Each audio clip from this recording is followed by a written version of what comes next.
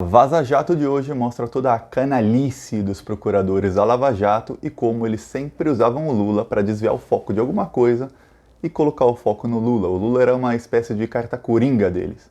Quando a situação estava ruim, joga a carta Lula que a imprensa vai tirar o foco de alguma coisa e colocar o foco de novo no Lula. E também mostra como eles não tratavam o Lula como um réu qualquer, como uma outra pessoa qualquer, que é o que eles sempre repetem. Não, a gente tratava o Lula como outro qualquer. O Lula não era um réu especial pra gente, um investigado especial. Era assim, a Vaza Jato prova isso. Eu já vou falar sobre isso, mas antes, se você não é inscrito no canal, inscreva-se. Somos quase 100 mil pessoas aqui lutando contra esse governo corrupto e lutando por Lula livre. Então inscreva-se no canal e curte o vídeo, vamos aqui lutar juntos. Agora eu vou falar sobre a Vaza Jato.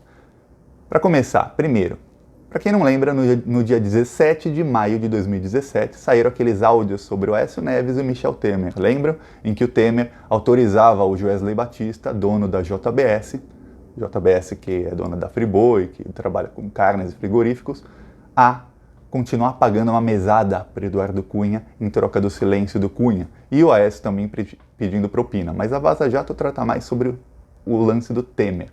Por quê?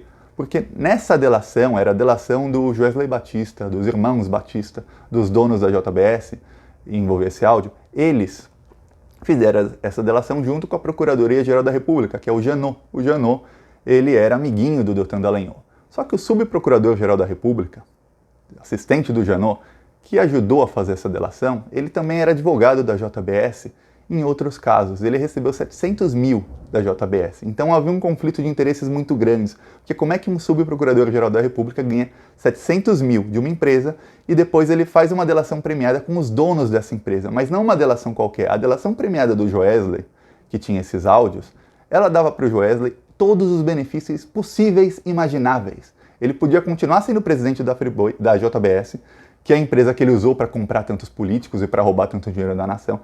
Ele não iria preso, ele ia manter boa parte do dinheiro roubado da corrupção e ele não seria nem processado ou denunciado pelos crimes dele. Então ele ganhava tudo e o subprocurador que negociou essa delação tinha ganho 700 mil da empresa do Joesley em outro caso, para advogar para eles em outro caso. Então, um conflito de interesse muito grande. A gente pensa, pô, como é que ele ganhou tantos benefícios tão bons? Olha que delação boa. Eu delato uma pessoa e eu mantenho o dinheiro todo que eu roubei, eu não sou denunciado por nenhum dos meus crimes, eu posso continuar administrando a empresa que eu usei para ter todos esses bilhões para comprar políticos e continuar cometendo os crimes se eu quiser. Oh, que delação excelente, o crime compensa. Pois bem, a mídia começou, uns dias depois, a bater no Janot e a bater no subprocurador Miller, dizendo, é um conflito de interesses muito grande e tudo mais. Os procuradores de Curitiba, que não tinham nada a ver com isso, começaram a se desesperar, porque o amiguinho deles de Brasília, o Janot, estava sendo massacrado pela mídia. E agora, um adendo, a mídia só começou a massacrar o Janot porque a mídia era pró-Temer e pró-Aécio Neves. A mídia sempre foi, a Globo, a imprensa sempre esteve a favor do PSDB e do Michel Temer, a gente sabe disso. A gente via o Brasil indo para o buraco e a Globo falando que estava tudo lindo, falando que o Temer era ótimo. O Aécio Neves, antes dessa delação, ele aparecia no Jornal Nacional praticamente todo dia para ficar comentando as coisas que a Globo falava mal do PT, a Globo lançava alguma coisa contra o Lula e colocava o Aécio para comentar. Por quê? O Lula é o ruim, o Aécio é o bom. Esse era o que a Globo fazia, o que a mídia fazia. Então eles começaram a bater nos procuradores de Brasília, no Janot, no Miller, em todo mundo. Não que eles não estivessem errados, estavam errados, porque mesmo uma delação desse nível, eles fizeram errado usando um cara que era advogado da empresa do Joesley. Pois bem, os procuradores de Curitiba, que não tinham nada a ver com isso, começaram a ficar desesperados. Eles tinham que desviar o foco, porque a mídia está batendo no nosso amigo Janot aqui, vamos tirar o foco. Como? Usando a carta coringa, Lula. Agora, vamos voltar. Lembra do dia 17, quando saíram esses áudios? Nesse mesmo dia, a denúncia do caso do sítio de Atibaia, que o Dallagnol ia fazer, já estava pronta a denúncia contra o Lula. E o Dallagnol ia lançar essa denúncia no dia seguinte, que era o dia 18. Só que aí saíram os áudios, o Dallagnol pensou, isso vai abafar a nossa denúncia contra o Lula. E se isso abafar, a gente não aparece tanto na mídia. Se a gente não aparece tanto na mídia, Aí sou eu, Thiago, já fazendo o que se passou pela cabeça do Dallagnol, porque a gente sabe o que se passou. Se não aparecer tanto na mídia, não tem palestra. Se não tem palestra, não tem fama, não tem dinheiro, não tem nada. Então é melhor que a gente segure isso para lançar num momento mais oportuno, quando a gente tenha todos os holofotes pra gente, porque a Lava Jato sempre quis isso. Eles queriam holofotes, eles queriam ficar famosos e ricos nas costas do Lula, para condenar o Lula sem provas, cometendo crimes na investigação do Lula e mesmo assim não conseguindo uma prova sequer contra ele. Esse era o esqueminha da Lava Jato. Mas ele segurou, e aí apareceu o momento oportuno, que era quando a mídia começou a bater no Janot. Ele falou, agora a gente solta a carta Coringa, a carta Lula que a gente tinha segurado. Soltaram uma semana depois da delação do Joesley, desses áudios do Aécio Neves e do Temer, o Dallagnol soltou a denúncia contra o Lula, para tentar desviar o foco. E na conversa entre os procuradores, eles ainda falam, olha só, 2 coelhos com uma cajadada só. A gente desvia o foco do nosso amiguinho Janot e a gente ainda mostra trabalho, porque a gente está denunciando aqui o Lula. Se o Lula fosse um réu qualquer, como o Dallagnol diz que é, o Lula teria sido denunciado no dia 18 com ou sem delação do Joesley, porque vamos ser bem sinceros aqui entre eu e você. A delação do Joesley Batista contra o presidente da República não tinha nada a ver com o caso do Lula e do sítio de Atibaia. Uma coisa, outra coisa. Por que o Dallagnol não soltou essa denúncia no dia que deveria soltar?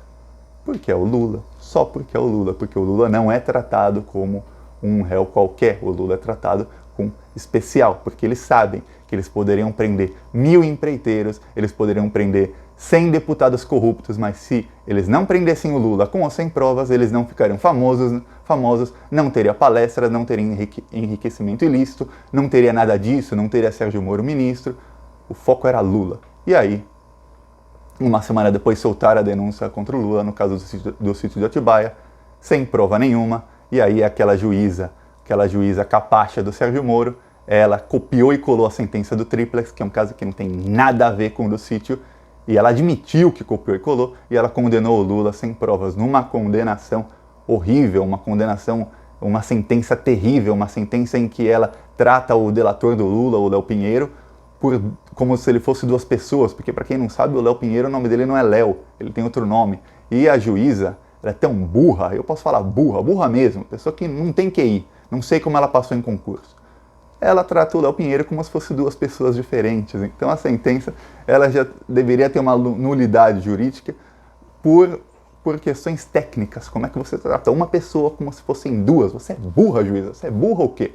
Mas ninguém questionou, o Lula foi condenado, o processo andou no TRF4, que estava tentando condenar o Lula em segunda instância, mas está para ser anulado pelo STF por conta de outro erro técnico da juíza burra. Porque a juíza burra não deixou o Lula, por conta de coisa de 15, 20 dias, porque ela queria acelerar muito a condenação do Lula, ela não deixou o Lula fazer as alegações finais dele depois do delator, do Léo Pinheiro. O Lula teve que fazer no mesmo dia. E no dia que o Léo Pinheiro fez as alegações finais, ele trouxe fatos novos, e o Lula não teve tempo para se defender desses fatos novos, porque como é que ele ia se defender se ele fez as alegações no mesmo dia que o delator fez a delação, as alegações dele. E aí, ela usou esses fatos novos também na sentença. Então, essa sentença do Lula, aconteça o que acontecer, será anulada essa condenação. E o STF está para anular. O Gilmar Mendes disse que será até novembro, mas cá entre nós, alguém aqui está acreditando que o STF vai fazer alguma coisa nesse sentido? Que eu já estou perdendo as esperanças. O STF disse, Gilmar Mendes disse que em novembro vão anular as condenações do Lula que tiveram participação do Sérgio Moro. Apesar dessa juíza ter condenado o Lula, quem iniciou o processo foi o Sérgio Moro. Então, o caso do sítio de Atibaia, assim como o do Triplex, deve ser completamente anulado e vai voltar para a fase de denúncia. Só que volta para a fase de denúncia, tá lá o mesmo Dallagnol, esse que usava o Lula como coringa, e é ele quem vai apresentar a mesma denúncia fraca, frágil, sem provas, para um juiz amiguinho do Sérgio Moro julgar. É isso que vai acontecer, a não ser que alguma coisa mude ou que a defesa do Lula consiga transferir esse processo de Curitiba para São Paulo. O fato é esse. E a Vaza Jato de hoje também mostra que os procuradores de Curitiba eram extremamente leais ao Janot E o Dallagnol chegou até a aconselhar o Jeannot, veja bem, um procuradorzinho de primeira instância estava aconselhando o Procurador-Geral da República, coisa que não é nada, porque no livro do Jeannot ele mostra que os procuradores chegaram até aí no escritório dele em Curitiba exigir que ele mudasse a ordem das investigações, então aconselhar também não é nada. O Jeannot nem respondeu aos conselhos do Dallagnol. O Dallagnol disse que o Jeannot, na época, a mídia estava criticando o fato de os áudios poderem ser adulterados, os áudios do Temer e do Aécio. Esses áudios devem ser editados ou adulterados. A mídia começou a falar sobre isso. E o Dallagnol falou, deveria ser esclarecido na mídia que não é, que os áudios são reais e tudo mais, porque o Dallagnol achava que não tinha corte nenhum. Aí o Jeannot, poucas horas depois, ele atendeu ao conselho, mas não se deu nem ao trabalho de responder ao Dallagnol, mas ele atendeu. Ele fez uma declaração à mídia dizendo que as possíveis alterações nos áudios não tiravam o contexto, porque o áudio realmente tinha alguns cortes, a perícia mostrou isso depois, mas o Jeannot disse, isso não tira o contexto. O que aconteceu, para quem não lembra do fim dessa história aí da delação, foi que o Joesley, a delação continuou indo, a delação premiada foi rolando, o Joesley ia ganhar os benefícios todos, não foi preso, só que aí, quando ele foi apresentar os documentos dele, num dos documentos mostrava que o subprocurador, o Sr. Miller, o que era advogado da JBS, ele realmente participou das negociações da delação. Então, realmente havia o conflito de interesses. Realmente, o rapaz que ganhou 700 mil para advogar para a JBS participou da negociação que deu para os donos da JBS benefícios assim inimagináveis de manter todo o dinheiro, de não irem presos, de continuarem à frente da empresa. Nesse momento, a casa caiu. Quando a casa caiu, o Joesley foi preso poucos dias depois, ficaram um tempão presos, depois foram soltos, presos, soltos, e ficou nessa, que no Brasil, esses poderosos nunca vão presos. Quem diz que a Lava Jato prendeu poderosos ou é burro, ou é ingênuo, ou está desinformado, porque a Lava Jato prendeu esses caras todos, eles ficaram pouquíssimo tempo presos, estão todos aproveitando o dinheiro de corrupção, porque a Lava Jato os deixou que eles mantivessem o dinheiro da corrupção.